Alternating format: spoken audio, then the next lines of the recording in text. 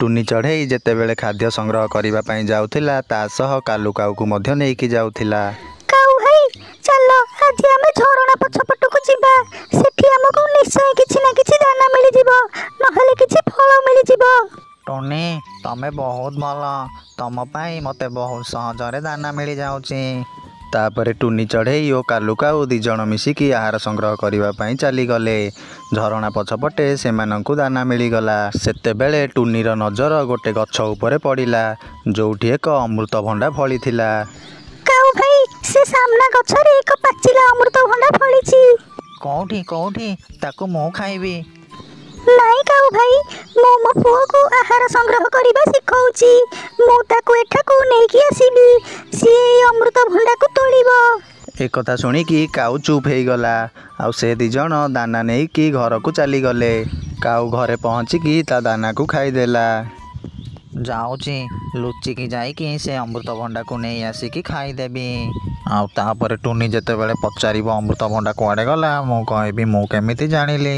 ହା ହା ହା ହା ହା। କାଉ ଲୁଚିକି ତା ଘରୁ ବାହାରିଗଲା। ସୋନୁ ଚାଲ ମୋ ସହ, ମୁଁ ତତେ ଭୋଜନ ସଂଗ୍ରହ କରିବା ଶିଖାଇବି। କୋଉ ଫଳକୁ କଣ କୁହାଯାଏ ଆଜି ମୁଁ ତତେ ଶିଖେଇବି। ମା, ମୁଁ ଆହାର ସଂଗ୍ରହ କରିବା ଶିଖିଗଲିଣି, ଆଉ ଖାଲି ଫଳ ଚିହ୍ନିବା ବାକି ଅଛି। ତାପରେ ଟୁନି ଚଢ଼େଇ ତା ପୁଅକୁ ନେଇକି ତା ଘରୁ ବାହାରିଗଲା। ଆରେ ବା, ଏ ଭଣ୍ଡା ଖାଇକି ତ ପୁରା ମଜା ଆସିଗଲା। କାଲୁ କାଉ ଟୁନି ଆସୁଥିବାର ଦୂରରୁ ଦେଖିଦେଲା। ଆରେ ଏ ଟୁନି ଆସିଗଲାଣି, ଯାଉଛି ମୁଁ ଏଠାରୁ ଚାଲିଯିବି। ସୋନୁ ଇଏ ହେଉଛି ଅମୃତଭଣ୍ଡା ଗଛ, ୟା ପତ୍ରକୁ ମନେ ରଖିଥା। ଆଉ ଇଏ ହେଉଛି ତା ଫଳ। ଆରେ ସେ ଅମୃତଭଣ୍ଡାଟା କୁଆଡ଼େ ଗଲା? ଏବେ ତ ମୁଁ ଏଠାରେ ଛାଡ଼ିକି ଯାଇଥିଲି। ମା, ତମେ ବୋଧେ ଭୁଲ ଦେଖିଛ, ଏ ଗଛରେ ତ କିଛି ବି ଫଳ ନାହିଁ।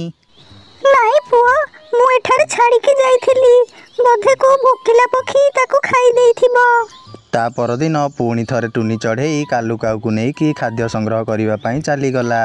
କିଛି ବାଟ ଆସିବା ପରେ ସେ ଦିଜଣଙ୍କୁ ଏକ ମକାର ଗଛ ମିଳିଗଲା, ଯୋଉଥିରେ 2ଟି ମକା ଫଳିଥିଲା। ଆରେ ମିଳିଗଲା ମିଳିଗଲା, ଆମକୁ ଭୋଜନ ମିଳିଗଲା। ଟୁନି ଗୋଟେ ମକା ତୋର, ଆଉ ଗୋଟେ ମକା ମୋର। କାଉ ଭାଇ ଦେଖ, ସେ ଗଛରେ ଗୋଟେ ତରଭୁଜ ଫଳିଛି, ହେଲେ ସେଇଟା ଏବେ କଞ୍ଚା ଅଛି, ଆଉ ବହୁତ ଛୋଟ ବି ଅଛି। ଟୁନି ଆମେ ସେ ତରଭୁଜକୁ ପତ୍ରରେ ଘୋଡ଼େଇ ଦେବା, ଆଉ କିଛି ଦିନ ପରେ ସେ ତରଭୁଜ ପାଚିଗଲା ପରେ ଆମେ ଆରାମରେ ମିଶିକି ଖାଇବା। ତାପରେ ସେ ଦିଜଣ ସେଇ ତରଭୁଜକୁ ପତ୍ରରେ ଘୋଡ଼ାଇ ଦେଲେ, ଆଉ ନିଜ ନିଜ ମକା ନେଇକି ଘରକୁ ଚାଲିଗଲେ। ମା, ଖାଲି କ'ଣ ବଡ଼ ବଡ଼ ଗଛରେ ଫଳ ଫଳିଥାଏ, ଛୋଟ ଗଛରେ କ'ଣ ଫଳ ଫଳେନି? ନାଇଁ ପୁଅ, କିଛି ଫଳ ବଡ଼ ଗଛରେ ଆଉ କିଛି ଫଳ ଛୋଟ ଗଛରେ ମଧ୍ୟ ଫଳିଥାଏ, ଯେମିତିକି ତରଭୁଜ। ମା, ତରଭୁଜ କ'ଣ? ମୁଁ ତ ତରଭୁଜ କେବେ ବି ଦେଖିନି। ମୁଁ ତରଭୁଜ ଦେଖିବାକୁ ଚାହୁଁଛି। ହଁ ଠିକ୍ ଅଛି ପୁଅ, ଚାଲ ମୋ ସହ, ମୁଁ ଆଜି ତତେ ଦେଖେଇବି ତରଭୁଜ ଦେଖିବାକୁ କେମିତି। ତାପରେ ଟୁନି ଚଢ଼େଇ ତା ପୁଅକୁ ନେଇକି ଘରୁ ବାହାରିଗଲା। ସେତେବେଳେ ତା ସାମ୍ନାକୁ କାଉ ଆସିଗଲା। ଆରେ ଟୁନି ଆଜି କ'ଣ ଏକା ଯାଉଛୁ, ମୋତେ ତୋ ସହ ନବୁନି କି? କାଉ ଭାଇ, ମୁଁ ତମକୁ କହିଥିଲି ନା, ମୁଁ ମୋ ପୁଅକୁ ଖାଦ୍ୟ ସଂଗ୍ରହ କରିବା ଶିଖଉଛି।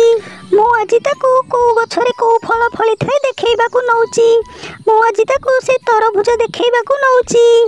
ଆରେ ମୁଁ ତ ସେ ତରଭୁଜ ବିଷୟରେ ଭୁଲି ଯାଇଥିଲି।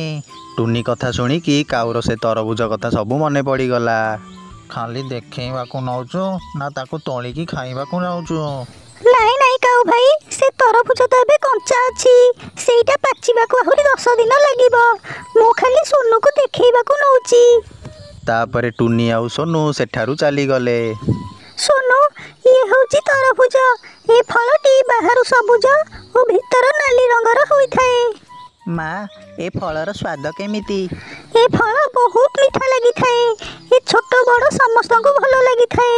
ମା, ଏ ଫଳ ଯେତେବେଳେ ପାଚିଯିବ ତାକୁ ମୁଁ ବି ଖାଇବି। ତାପରେ ଟୁନି ଚଢ଼େଇ ତା ପୁଅକୁ ବୁଲି ବୁଲି ସବୁ ଫଳ ଗଛ ଚିହ୍ନାଇଲା। କିଛି ସମୟ ପରେ ଟୁନି ତା ପୁଅକୁ ନେଇକି ଏକ ଗହମ ବଗିଚାରେ ପହଞ୍ଚିଲା। ସୋନୁ, ଇଏ ହେଉଛି ଗହମର ବଗିଚା, ଆଉ ଏଇଟା ହେଉଛି ଚାଷୀମାନଙ୍କର। ପୁଅ ମନେ ରଖିଥା, କେବେ ବି ଚାଷୀମାନଙ୍କ କ୍ଷେତରୁ ଫସଲ ଚୋରି କରି ଖାଇବୁନି। ହେଲେ ମା, ଏଥିରେ ଆମର କ'ଣ ଫାଇଦା ହବ? ଫାଇଦା ଅଛି ପୁଅ। ଯେତେବେଳେ ଚାଷୀମାନେ ତାଙ୍କ କ୍ଷେତରୁ ସବୁ ଫସଲ କାଟିକି ନେଇଯିବେ କିଛି ଦାନା ତଳେ ପଡ଼ିଯିବ, ଆଉ ସେଗୁଡ଼ା ଆମେ ବହୁତ ଦିନ ପର୍ଯ୍ୟନ୍ତ ଖାଇପାରିବା। ତାପରେ ଟୁନି ଚଢ଼େଇ ତା ପୁଅକୁ ନେଇକି ଘରକୁ ଫେରିଗଲା।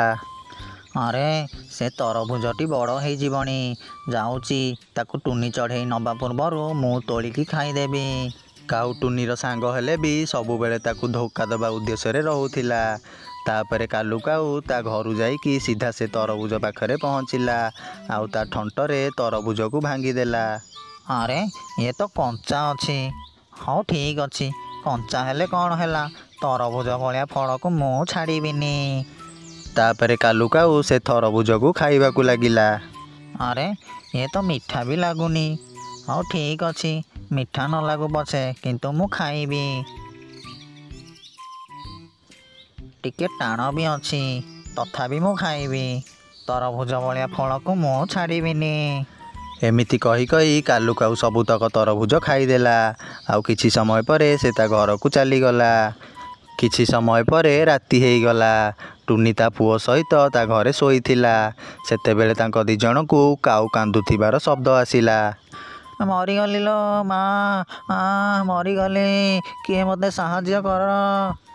ଆରେ ମା, କାଉ ଅଙ୍କଲ କ'ଣ କାନ୍ଦୁଛନ୍ତି? ତାଙ୍କର କିଛି ଅସୁବିଧା ହେଇଛି ବୋଧେ।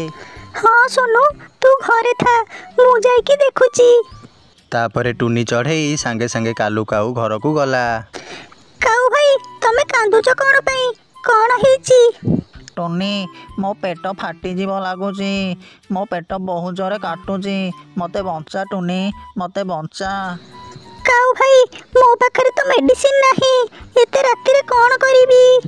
ହଉ ଠିକ୍ ଅଛି, ମୁଁ ଯାଉଛି ଡକ୍ଟରକୁ ଡାକିକି ଆଣିବି। ତାପରେ ଟୁନି ଚଢ଼େଇ ଜଲ୍ଦି ଜଲ୍ଦି ଉଡ଼ିକି ଯାଇକି ବୁଲବୁଲ ଡକ୍ଟର ପାଖରେ ପହଞ୍ଚିଲା।